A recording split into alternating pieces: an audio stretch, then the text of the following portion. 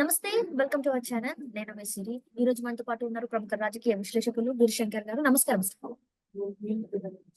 నమస్తే madam. Sir ఇప్పుడు చూస్తున్నట్టయితే బీజేపీకి ఏంటంటే మాకు కావాల్సినన్ని సీట్లు ఇస్తే మీకు కావాల్సినన్ని అంటే మీకు ఏమేమి కావాలో అది చేస్తామని చెప్పేసి బీజేపీ చెప్పినట్టు మనకి వార్తలు వస్తున్నాయి. దానికి బాబు ఇంకా పవన్ కళ్యాణ్ గారు కూడా ఒప్పుకున్నట్టు మనకి వార్తలు వస్తున్నాయి. ఇందులో ఎంతవరకు వాస్తవం సార్? 100% వాస్తవం అని చెప్పే అనుకోవాలి. ఎందుకంటే బీజేపీ పొత్తు ఉంటుందా లేదా అనేది ఇప్పటి వరకు సందిగ్ధంలో ఉన్న బాబు, చంద్రబాబు నాయుడు గారు, పవన్ కళ్యాణ్ గారు ఒక్కసారిగా బీజేపీ దగ్గరికి చివరి ప్రయత్నంగా వెళ్ళి ఒక్కసారిగా వాళ్ళు చెప్పిన షరతులన్నిటికీ ఒప్పుకొని వాళ్ళకి కావాల్సిన మామూలుగా అనుకున్నది 5 పార్లమెంట్ సీట్లు, 6 ఎమ్మెల్యే సీట్లు అనుకున్నారు.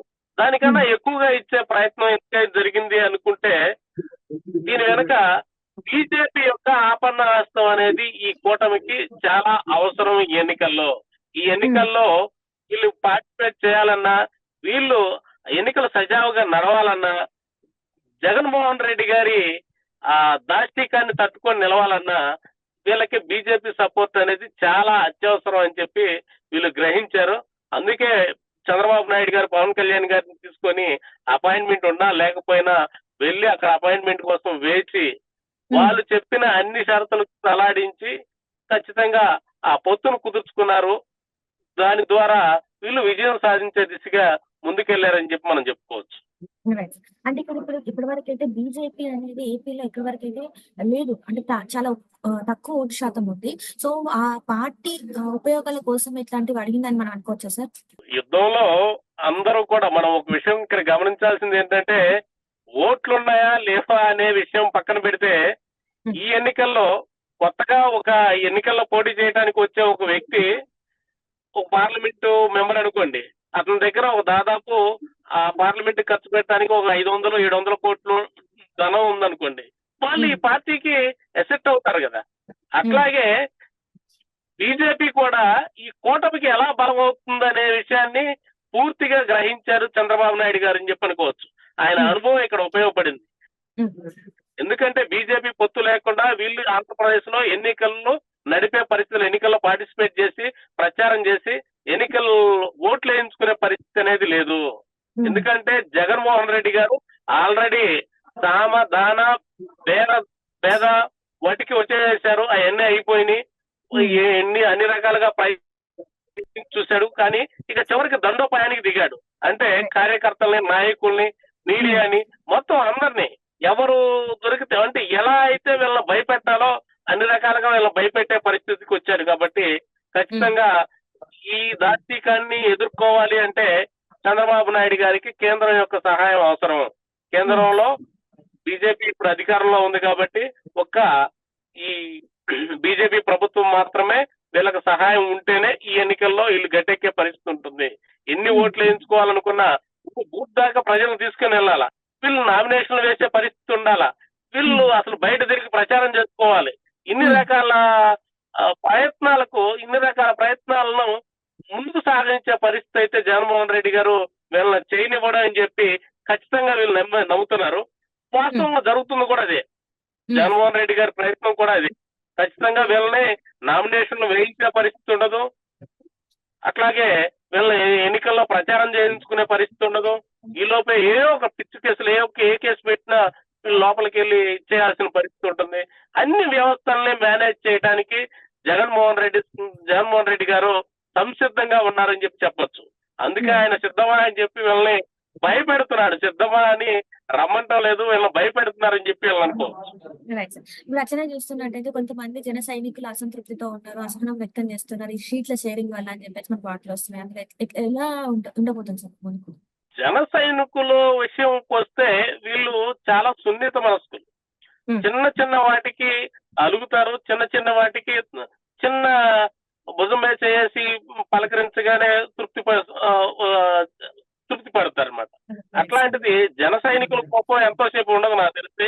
జన సైనికులు పవన్ కళ్యాణ్ గారు బయటకు వచ్చి ఒక మాట చెప్తే మళ్ళీ వీళ్ళంతా పొలవమని పవన్ కళ్యాణ్ గారు నడిచే పరిస్థితి ఉంది. కానీ ఇప్పుడు జన సైనికులకు కూడా పెద్ద ఊరట ఏంటంటే, ఇప్పటి వరకు తెరచాటున్న హరిరామ జోగయ్య గారు, ఇట్లాగే ముద్రగడ పద్మనాభం పద్మనాభం గారు వాళ్ళ ముసుగులు తీసి వాళ్ళు వైసీపీలో చేరటం, జగన్మోహన్ రెడ్డి గారి పంచం చేరటం అనేది వీళ్ళు జీర్ణించుకోలేకున్నారు. ఇప్పుడు జన సైనికులకున్న తపన, ఆవేశం ఎలా ఉంది అంటే పవన్ కళ్యాణ్ గారు తక్కువ సీట్లు తీసుకున్నారు అనే దాని మీద కన్నా కూడా ఈ జోగయ్య గారు, ముద్రగడ పద్మనాభం గారు ఎన్నాళ్ళు కాపుల ముసుగులో మనల్ని మోసం చేశారనే విషయం మీద ఎక్కువ అసంతృప్తితో ఉన్నారు, ఎక్కువ ఆవేశంగా ఉన్నారు. ఖచ్చితంగా వీళ్ళని ఇప్పుడు వదిలితే నాకు తెలిసి బీజేపీ యొక్క అండదండలు లేకుండా కూడా ఈ జన సైనికులే ఈ రాష్ట్ర ఎన్నికలు సాధించే పరిస్థితి ఉంటది అని చెప్పి వాళ్ళన్నిటిని తట్టుకొని వాళ్ళు ఏమైనా చేయని, జగన్మోహన్ రెడ్డి గారు ఎన్ని రకాల దాశికాలైనా చేయని వాటన్నిటికీ సంసిద్ధమై ఎదుర్కోగల సత్తా ఒక్క జన సైనికులకు మాత్రమే ఉంది. అది 100% మనం నమ్మొచ్చు. జన సైనికులు అనే వాళ్ళు ఈ కూటమికి ప్లస్సే కానీ మైనస్ అనేది 100% మైనస్ కాదు. వాళ్ళు ఈ కూటమికి ఉపయోగపడతారు. ఈ గెలుపులో 100% ఈ మెజారిటీ యొక్క భాగస్వామ్యం జన సైనికులదే ఉంటుందని చెప్పి మనం చెప్పుకోవచ్చు. Right sir. అట్లనే కొంతమంది కాపు నేతలు అంటే ఎవరైతే జనసేన పార్టీలో ఉన్నారో వాళ్ళు కూడా కొంచెం మంది అసంతృప్తిగా ఉన్నారని చెప్పేసి మనకు వార్తలు వస్తున్నాయి. సో దీన్ని ఎలా చూడాలి సార్ మరి? కాపు నేతలు ఎవరు అసంతృప్తిగా లేరు అనేది మనం గ్రహించాల్సిన వాస్తవం. కాపు నేతల ముసుగులో వైసీపీ నాయకులు ఎవరైతే ఉన్నారో వీళ్ళని రెచ్చగొడతా ఉన్నారు. మనకు తక్కువ సీట్లు ఇస్తే ఎట్లా? గతంలో పవన్ కళ్యాణ్ గారిని 2 చోట్ల పోటీ చేస్తే గెలిపించుకోలేని జన సైనికులు ఇప్పుడు మనకు తక్కువ సీట్లు ఇస్తే ఎట్లా అని చెప్పి వీళ్ళు అంటున్నారంటే వీళ్ళు వైసీపీ కోర్టులు అనేది 100% అందరూ గమనిస్తా ఉన్నారు. అందుకనే వీళ్ళంతా ఇప్పుడు జన సైనికులంతా ఈ కాపు ముసుగులో ఉన్న ముద్రగడ పద్మనాభం గారు, హరిరామ జోగయ్య గారు వీళ్ళ అనుచరులు ఎవరైతే ఉన్నారో వాళ్ళందరినీ ఎవరైతే మనల్ని ఎగదోస్తున్నారో వాళ్ళందరినీ పక్కన కూర్చోబెట్టే పరిస్థితి ఖచ్చితంగా 20 స్థానాల్లో ఏ అయితే జనసేన పోటీ చేయబోతుందో ఆ స్థానాలను పూర్తిగా తీసుకెళ్లి అసెంబ్లీలో కూర్చోబెట్టే పరిస్థితి. వీటిలో జగన్మోహన్ రెడ్డి గారు ఎన్ని రకాలుగా వీళ్ళకి అడ్డంకులు సృష్టించినా కూడా వాటన్నిటిని తట్టుకొని నిలబడి అవసరమైతే కేసు పెట్టినా కూడా భయపడిన పరిస్థితి ఈ జన సైనికులదని చెప్పుకోవచ్చు. కాపు నాయకులు ఎవ్వరూ కూడా అసంతృప్తితో లేరు. వీళ్ళు పవన్ కళ్యాణ్ గారు ఎన్ని సీట్లలో పోటీ చేస్తే అన్ని సీట్లలో గెలిపించుకునే పనిలో వీళ్ళంతా నిమగ్నమై ఉన్నారు. నాకు తెలిసి ఈ కాపులందరూ కూడా మిగిలిన ఈ ముద్రగడ పద్మనాభం, జోగయ్య గారిని తీసేసిన మిగిలిన కాపు నాయకులందరూ కూడా ఏకం అవుతున్నారని చెప్పి మనం చెప్పుకోవచ్చు. రైట్.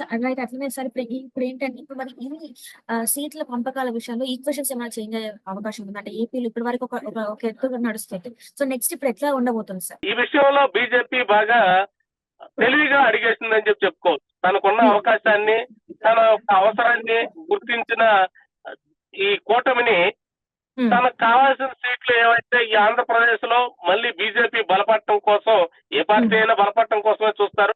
బీజేపీ మళ్ళీ ఆంధ్రప్రదేశ్ లో పూర్తిగా నిలదొక్కునే దిశగా తనకు కావాల్సిన సీట్లు తీసుకొని వీళ్ళందరూ సపోర్ట్ కోరుతూ వీళ్ళకు కూడా తన వంతు సహాయం ఈ ఎన్నికల్లో ఈ జగన్మోహన్ రెడ్డి ప్రభుత్వాన్ని గద్దెదించి పూర్తిగా ఈ కూటమి విజయం సాధించడంలో బీజేపీ తన వంతు కృషి చేస్తుందని చెప్పి అనుకుంటాం.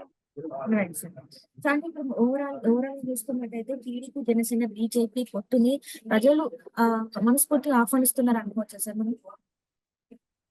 ఖచ్చితంగా ఆహ్వానించాల్సిందే. ఎందుకంటే జగన్మోహన్ రెడ్డి గారు అధికారంలోకి వచ్చిన దగ్గర నుంచి అధికారంలో రాకముందు జరిగిన తన సొంత బాబాయి మర్డర్ కేసుని ఇంతవరకు అంటే చట్టం మీద ఆయనకి ఎటువంటి భయం లేదు. చట్టం అంటే భయం లేదు. అట్లాగే న్యాయస్థానాలంటే లెక్కలేదు. ఈ ఎన్నేళ్ల నుంచి బెయిల్ మీద బయట తిరుగుతా ఉన్నారు. మనం ఒక చిన్న కేసులో ఇప్పుడు చంద్రబాబు నాయుడు గారిని అరెస్ట్ చేశారు. 57 రోజులు 60 రోజులు ఉంచారు. అంతకాలానికే ఆయన అన్యాయం అక్రమం చేశారు, అక్రమాస్తుల కేసులు లోపల ఉన్నాడు అంటారు. మరి ఈయన ఏమన్నా గాంధీ ఈయన అక్రమాస్తుల కేసులో 1.5 సంవత్సరాల పైగా జైల్లో ఉండొచ్చాడు. మరి అట్లాంటి ఆయన ఈ బెయిల్ మీద ఇన్నాళ్ళు తిరగటం అనేది ఈ ప్రజాస్వామ్యంలో ఆయన కల్పించిన ఒక వెసులుబాటు కావచ్చు, కానీ ఇది ప్రజలు హర్షించే విధంగా మాత్రం లేదు. ఖచ్చితంగా పరిపాలన లేదు. వ్యవస్థలన్నింటినీ నీరు చేసి తన సొంతానికి వాడుకుంటా ఉన్నారు. ప్రభుత్వాధికారులంతా కూడా జగన్మోహన్ రెడ్డి గారి చెప్పు చేతల్లో ఉన్నారని చెప్పి మనం చెప్పుకోవచ్చు. కాబట్టి వీటన్నిటికీ విసుగు చెందారు ప్రజలు. ఎవరో రెండు మూడు సంక్షేమ పథకాలు ఇచ్చినందువల్ల ప్రజలందరూ ఓట్లు వేస్తారని అనుకోవటం అనేది ఆయన యొక్క అవివేకానికి నిదర్శనం.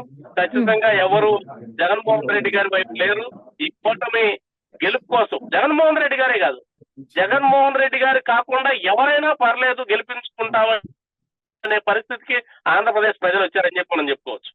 Right sir, right sir, right. Thank you so much sir. మీరు మాతో పాటు జూమ్ కాల్ వచ్చినందుకు ధన్యవాదాలు సార్. Thank you.